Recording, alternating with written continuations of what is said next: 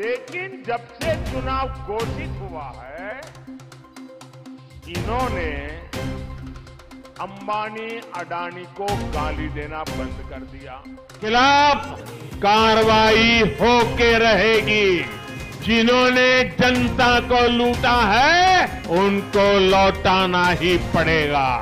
Hello दोस्तों, नमस्कार। क्या हाल है? मैं नीतीश शर्मा और आप देख रहे हो NFS न्यूज। दिनांक 10 मई दिन शुक्रवार की तमाम खबरों पर आइए नजर डालते हैं। जम्मू कश्मीर के पुंछ में 4 मई को वायुसेना के काफिले में हुए आतंकी हमले में शामिल 3 लोगों के नाम और उनकी तस्वीर सामने आई है। इन आतंकियों में से एक पाकिस्तानी सेना का पूर्व कमांडो इलियंस उर्फ फौजी है, दूसरा लश्कर का कमांडर अबू हमजा और तीसरा पाकिस्तानी आतंकी हदून है। इस हमले में वायुसेना का एक जवान शहीद हो गया था और 4 घायल हो गए थे। सेना ने हमले में शामिल आतंकियों का स्केच जारी करने के लिए और उसके साथ 20 लाख का इनाम का ऐलान भी किया है। हमले के सिलसिले में पूछताछ के लिए करीब 20 लोगों को हिरासत में लिया गया है। चलिए दोस्तों, अगली खबर को देखते हैं। पाकिस्तान के पूर्व सूचना मंत्री फवाद चौधरी ने 1 मई को ये ट्वीट किया था। इसमें कांग्रेस लीडर राहुल गांधी का एक वीडियो है। वीडियो में राहुल गांधी गरीब किसान और बेरोजगार युवाओं की बात कर रहे हैं। फवाद का ये ट्वीट भारत में चुनावी मुद्दा बन गया। अगले दिन 2 मई को PM मोदी गुजरात के आनंद नगर में थे। उन्होंने एक रैली में कहा, आज भारत में कांग्रेस कमजोर हो रही है, यहाँ कांग्रेस मर रही है और पाकिस्तान वहाँ रो रहा है। अब आपको पता चला होगा कि कांग्रेस के लिए अब पाकिस्तानी नेता दुआ कर रहे हैं। चलिए दोस्तों, अगली खबर की ओर बढ़ते हैं। प्रधानमंत्री नरेंद्र मोदी बुधवार को तेलंगाना के करीमनगर में पहली बार अंबानी अडानी को जिक्र करते हुए राहुल गांधी पर निशाना साधा। उन्होंने कहा, पिछले 5 सालों में कांग्रेस के शहजादे दिन रात एक ही माला जपते थे, 5 उद्योगपति अंबानी और अडानी। लेकिन जब से चुनाव घोषित हुआ है, उन्होंने अंबानी अडानी को गाली देना बंद कर दिया है। प्रधानमंत्री ने कहा कि मैं कांग्रेस के शहजादे से पूछना चाहता हूं कि उन्होंने अडानी और अंबानी से कितना माल उठाया है। काला धन के बोरे भर भर के रुपए मारे हैं। कांग्रेस पार्टी के चुनाव के लिए उद्योगपतियों से कितना माल मिला? क्या टेम्पो भर कर माल पहुँचाया गया है? मतलब कि ये दोनों नेता एक दूसरे को नीचा दिखाने की कोशिश में लगे हुए हैं। चलिए अगली न्यूज को भी देख लेते हैं। उत्तराखंड के जंगलों में लगी आग पर सुप्रीम कोर्ट ने कहा है कि उत्तराखंड सरकार से कि बारिश के भरोसे बैठा नहीं जा सकता,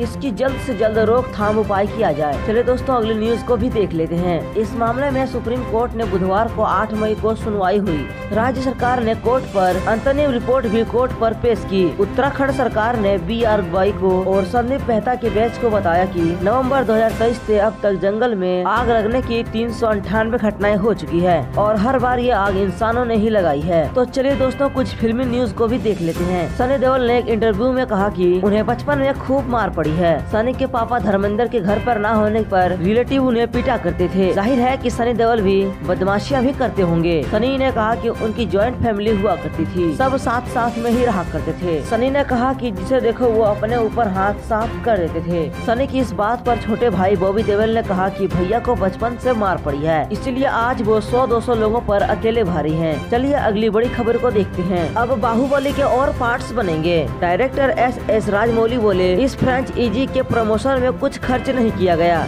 फिल्ममेकर SS राजामौली हाल ही में upcoming animated series Baahubali crown of world की प्रेस कॉन्फ्रेंस में नजर आए। इस दौरान उन्होंने 2015 में रिलीज हुई फिल्म बाहुबली के फ्रेंचाइजी के बारे में भी बात करी। इस दौरान उन्होंने यह भी खुलासा किया कि बाहुबली के दोनों पार्ट्स के प्रमोशन पर उन्होंने 1 रुपया भी खर्च नहीं किया है।